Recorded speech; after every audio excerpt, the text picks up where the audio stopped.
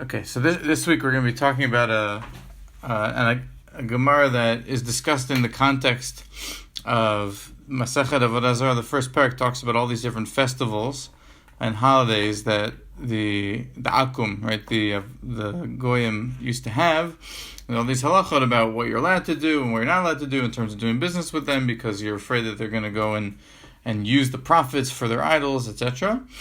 And so the Mishnah in Avodah Zarah on Daf Yud lists a whole bunch of holidays and has halachic discussions about them. And then as part of that, Rav Yehuda, in the name of Shmuel, he throws in another holiday that isn't mentioned by the Mishnah, but one that makes you scratch your head and say, is that really a holiday or is there something else going on here?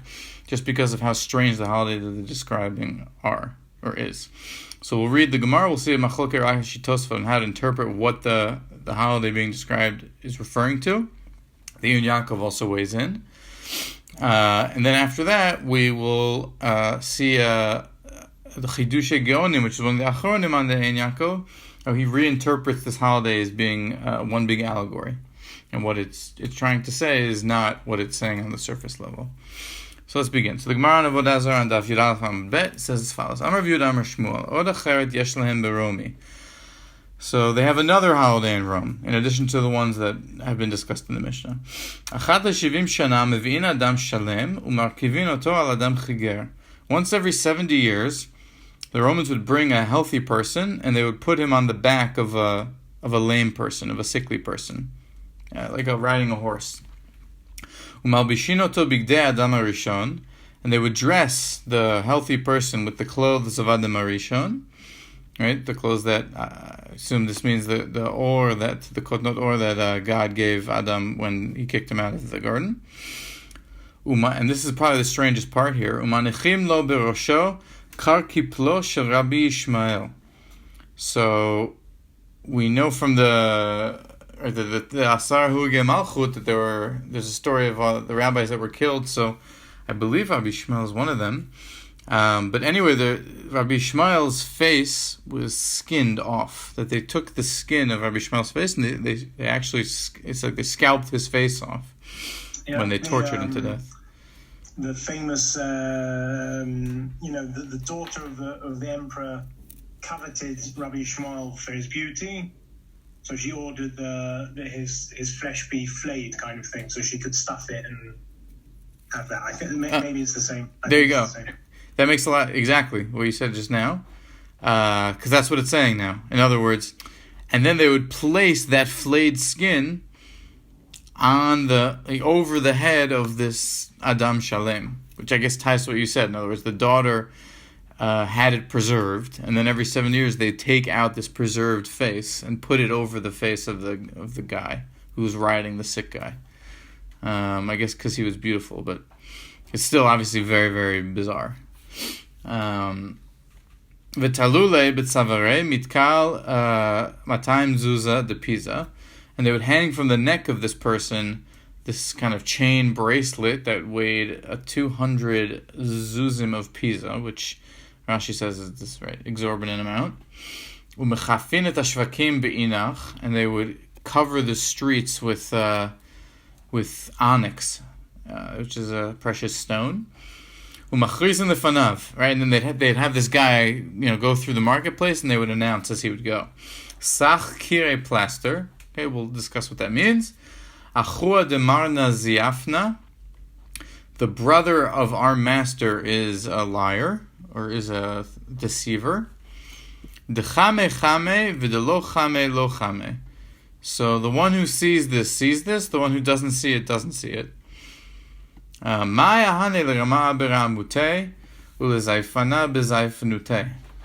has become of the deceiver from his deceit and the liar from his lies? Simon ba, and they would finish their announcements and they would say, Hachi, oy ladin kad yakum den. Oy ladin kad yakum den. Excuse me. Woe to this one when the other one comes up. So I'll explain just what Rashi kind of interprets this to mean, but then we'll actually go and analyze it more deeply. So the literal translation of Sach Kirei plaster is the calculation of the master is false. The calculation of the master is false.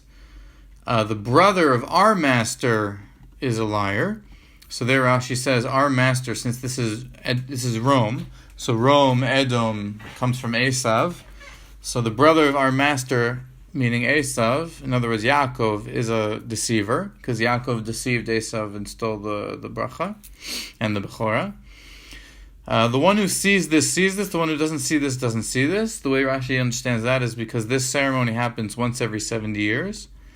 And so we'll see this in the Yaakov later, but right, it's very unlikely for a person to witness a ceremony that takes place once every 70 years, twice in their lifetime, and remember it and be aware of it, right? Because that's a long time. So if you've seen it, you've seen it, and if you haven't seen it, you're not going to get around to see it.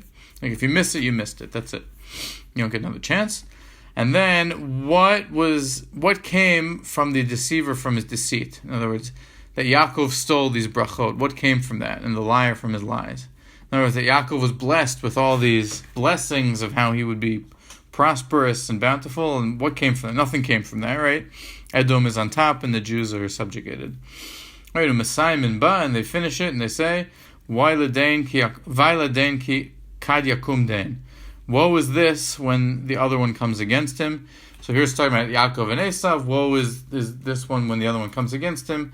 I think there's different opinions in the Mefarshim if that's them saying, woe to us if Yaakov ever does come to power, or them saying, like, woe to Yaakov that Esav has come against him and has managed to take over.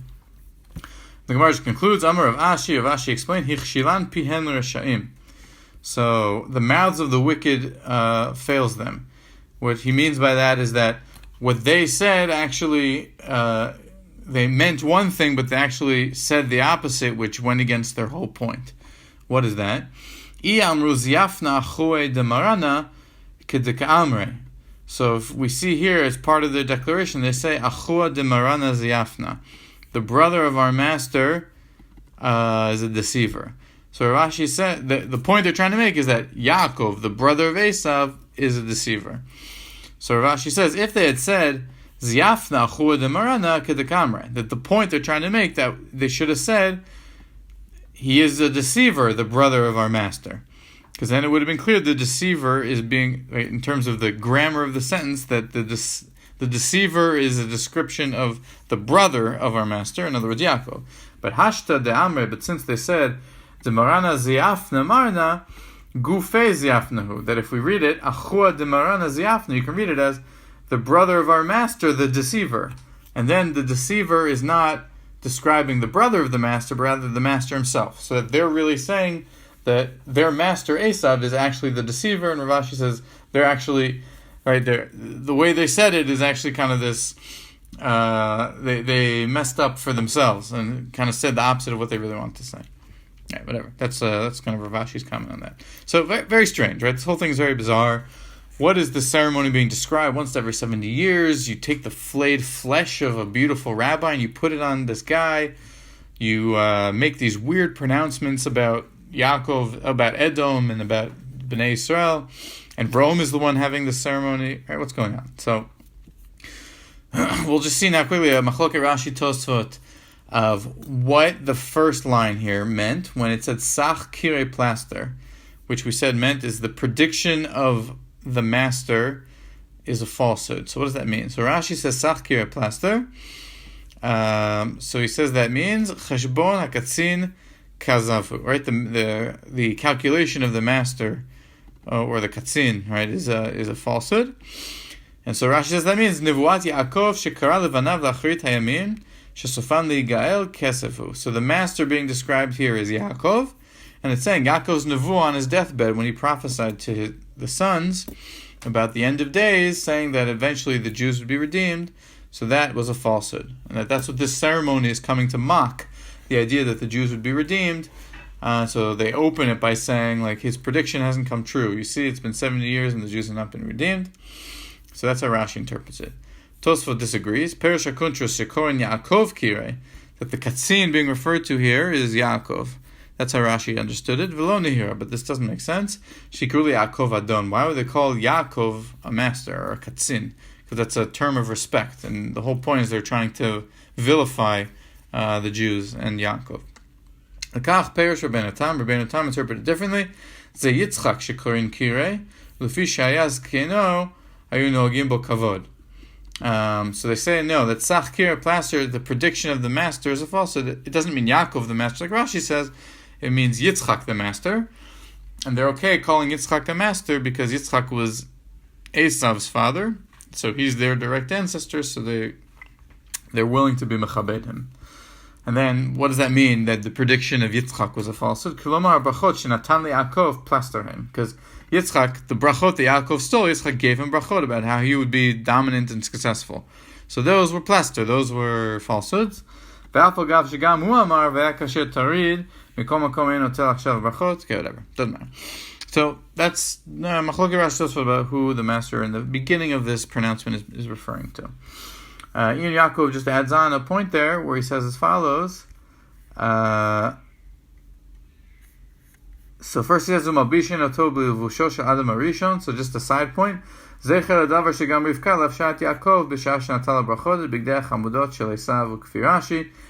just notes that the idea of putting the clothes of Adam Arishon on the Adam Shalem, that actually Yaakov doesn't say it explicitly, but there's a medrash that says that those clothes that Adam Arishon had were inherited and passed down, and eventually Esav actually took those clothes, and those are the ones that maybe Yaakov put on his arms or was trying to copy.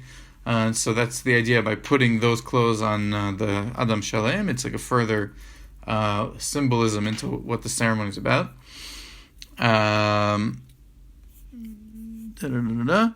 But the Enoch, we want to look at it here. It says, okay, so the fact that it says Achad Shivim Shana, Efshar Mishum Degalut Bavel Rak Shivim Shana. Or what is the significance of this ceremony happening every 70 years? So because we know that the original Galus between Beit Rishon and Sheni was 7 years long. Uchamamar Daniel Perek Tet, as it says in Daniel Perek Tet, Shivim Nechtach Alamech Velei Kodshech Lechalot. Ulahatam Chatat Ulatem Chatat Lechaper Avon. לכן בכל 70 שנה שלא נגאלו ישראל, עדיין אומרים לו סך קירה פלסטר, קץ הגאולה.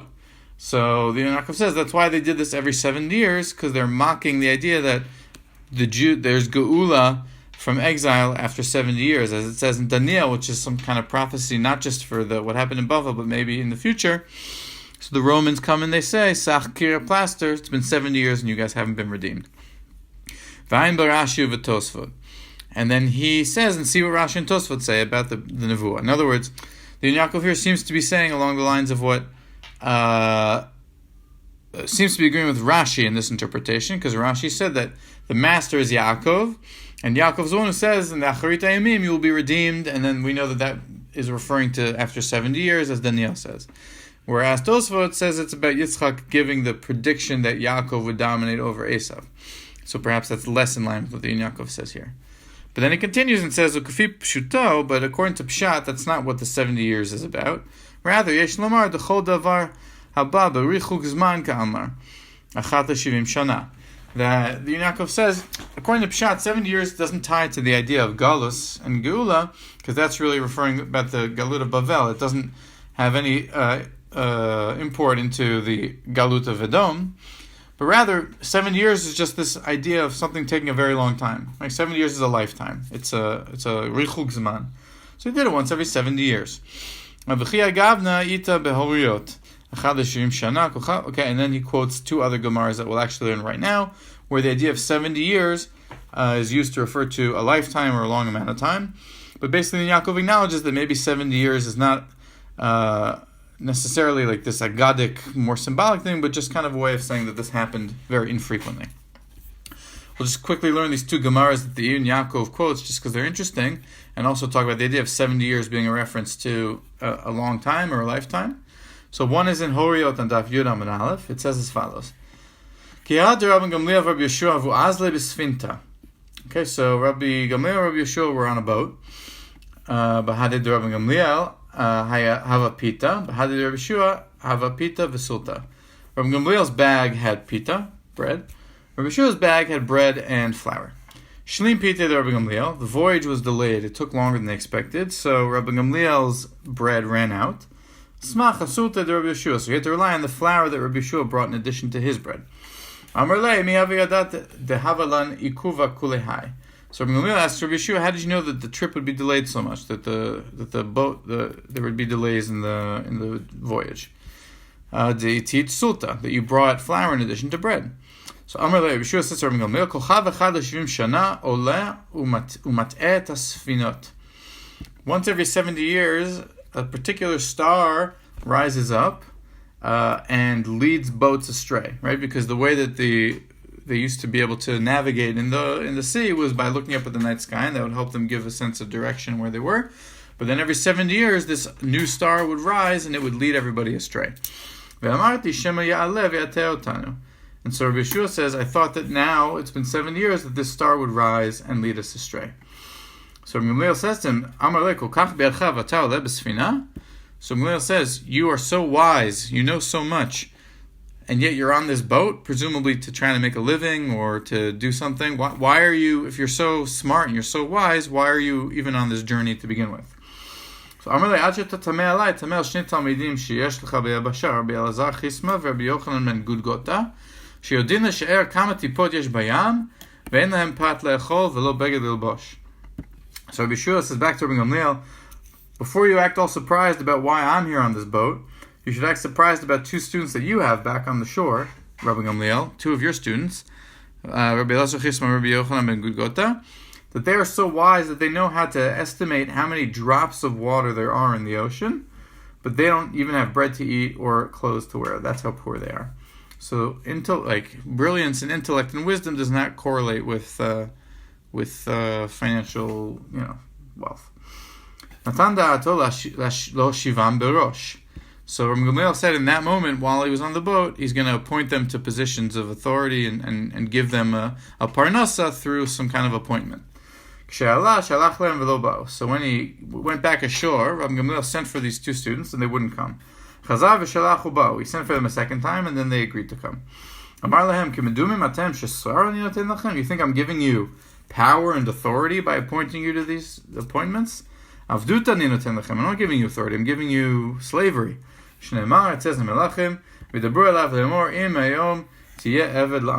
that when you are appointed over the tzibur, it's not really power, but really it's actually a form of slavery. Okay, so this is the Maharsha. Actually, on this Gemara has a whole drasha about the allegory of this particular Gemara and what's actually being talked about here. But suffice to say, there's the idea of the star coming up once every 70 years, so perhaps Rabbi Yeshua meant literally every 7 years. More likely, it just means that it rises very, very infrequently, and it can lead the boats astray. Again, this is really probably an allegory for something much deeper. It is interesting, though, that there is this thing, I think it's Halley's Comet, right? That there's a comet that comes every 75 years. It's known that this passes by the Earth. So, I don't know, it's kind of an interesting idea that roughly every 70 years there is this special star, this comet that comes, and I think Halley's Comet is called that because Halley was the first astronomer to realize that it was the same comet, that there had been reports of this comet, but nobody ever put together that it was every 70, 75 years it was the same one coming back. Anyways. Second Gemara, very briefly, and then we'll just do the Chidushei Gaonim. So the second Gemara that the Yaakov quotes is in Horiyot on Daf Yud Gimel Amud Bet. It says as follows: Tana Rabbanan, the rabbis taught, Chamishat Dvarim Mishakchim et Halimud. There are 5 things that make a person forget his learning. Ha'ochel mima she'ochel achbar. If you eat something that a mouse ate, mima she'ochel chatul, or that a cat ate. Ve'ochel lev shel behema. If you eat an animal's heart. Ve'aragil b'zeitim. If you eat a lot of olives. Ve'ashotem mayim shel shirei uchitza. If you drink water that is left over from someone who bathed. Ve'rochitz raglav zol gabei zu. And you wash your feet one on top of the other. Some way of washing your feet. And some say also if you leave your clothes underneath your head when you go to sleep. So it's kind of this proverb about these. If you do these activities, they make you, there's something about them that's dangerous or improper, they make you forget your learning. And it continues, and there's 5 things that make you remember your learning or return your learning.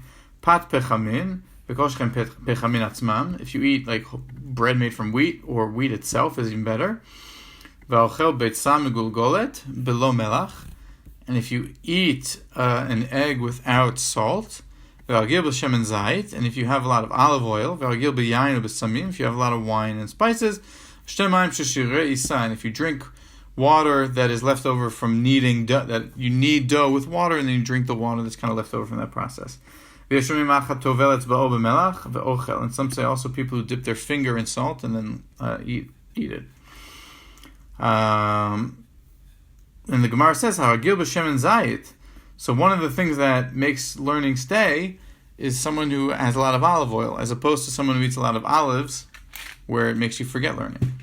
So Messiah Rabbi Yochanan, Dam Rabbi Yochanan, Kashem she'azayit mishakach limud shel 70 shana, kach shemen zayit mishiv limud shel 70 shana. So Rabbi Yochanan taught, just as eating a lot of olives makes you forget the learning of 70 years, so too eating a lot of oil makes you remember the learning of 70 years. Okay, so here's perhaps the best proof of the Yaakov's idea, that here for sure it's pretty clear that it doesn't literally mean 70 years. Maybe with the star it meant 70 years, maybe with the festival you could say it meant 70 years, literally. But here it's pretty clear it doesn't mean the learning of 70 years literally, because why would eating olive oil make you remember 70 years worth of learning exactly? Rather, it just means a lifetime of learning. And that's pretty clear what it means. That something about olive oil as opposed to olives is healthy for your ability to retain knowledge and to remember your learning. Okay, that's the Gemara Hoyat. So the Chidush Gonim is very, very long. It's reasonably long. He goes in like each line of this particular festival, he goes and analyzes it. But we'll just kind of touch on some of the key points behind his analysis, and then if you want, you can go on your own time and see how he weaves in each individual sentence that they say into the larger picture of what the festival is about. But he says as follows: Dvar malel tzurchim biur. Okay, this whole festival requires some kind of explanation. So the fact that they say they leave the flayed skin, as you said, Johnny, the flayed skin of Rabbi Ishmael on the face of this, or on the head of this healthy person, right? How could the skin of a person be preserved for so many years? And why is that something that's considered beautiful in any way? And he says, just this whole thing is very, very bizarre, right? This whole thing is coming to hint to something much deeper. That every generation, new souls enter the world. As they said several times throughout the Gemara. So, I don't remember what Echshar Dari means. I looked it up and I forget what it means. Let me see if I wrote it down quickly. I don't think it's too critical, but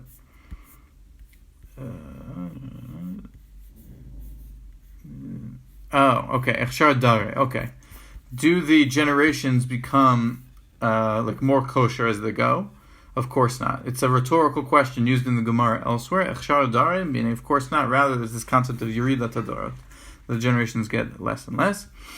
But the idea behind Yeridat Hadorot would imply that there's new neshamot that come into the world. Because if it was the same neshamot, then it wouldn't be a Yeridat Hadorot, but rather it would be a maintaining. So since there's neshamot that are lower and lower through each generation. So that's a proof that there's new neshamot. Right? And he says also, V'dor nikra 70 shana. And the idea behind every 70 years is that 70 years is a lifetime, it's a new neshama. So when the Gemara opened it said, Od Acheret yesh Beromi, so we interpreted that on the Pshat, means Rome has another festival, in addition to the list of festivals that the Mishnah gave. So now here the Chidush Geonim explains it to mean, Perish Berumo shel Olam, Hainu Lemala. So Romi doesn't mean Rome, it means Rum, which means, Rumo shel Olam, like the up above, like Romimut is the heights. So in the spiritual world of the souls, Hainu lemala mevi'in adam shalem umarkivin oto legam chiger. And he continues the allegory, and he says they bring a healthy person and they have him ride on a sickly person. So what's the nimshal? Hakavana ki haneshama netuna. The soul leaves Rumo shel Olam. Kshehi lemala yishlema b'tachlit hashlemut. When she's up when the soul is up in the world of souls, she is perfect in every sense of perfection. לכן מכנה אותה בשם אדם שלם. And so the soul is compared to a perfect person.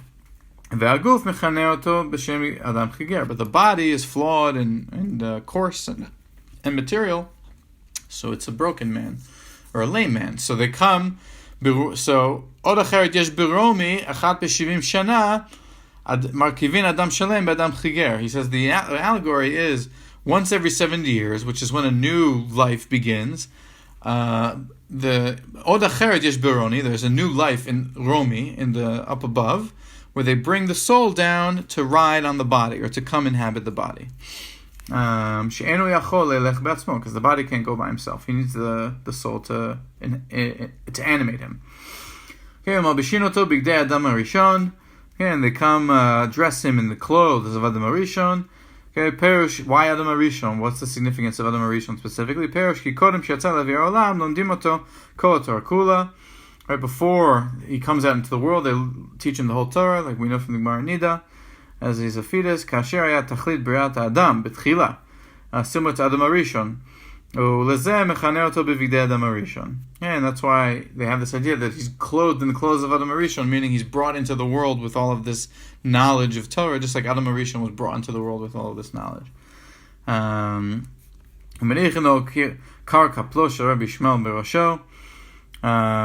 then what's the idea of showing him? And with this we'll conclude, even though the analogy continues through all the sayings of the Romans. But this is probably the key point, that they put the flayed skin of Rabbi Ishmael on his head. What does that mean? Perush ki mar'in lo lemala shiridato baguf la'aretz liot beguf efshar lo lisbol yisurim gdolim. Im hu tzadik yachol lisbol kmo Rabbi Ishmael kohen gadol shesaval yisurim hagdolim behafshatat or panav ki en lecha yisurim gdolim mizeh. So they show the soul as part of they teach it the whole Torah, and they also show it that it's possible for a tzaddik to go through incredible suffering in this world. There's this idea of tziduk hadin, or this idea of tzaddik v'ralo. Not tziduk hadin, tzaddik v'ralo. That you have someone like Rabbi Ishmael Kohen Gadol, who's a tzaddik who suffered the worst suffering that you could possibly suffer, where the face of his skin was literally flayed off of his body. Kinyan she'amru ela mechayev et ha'aniyim.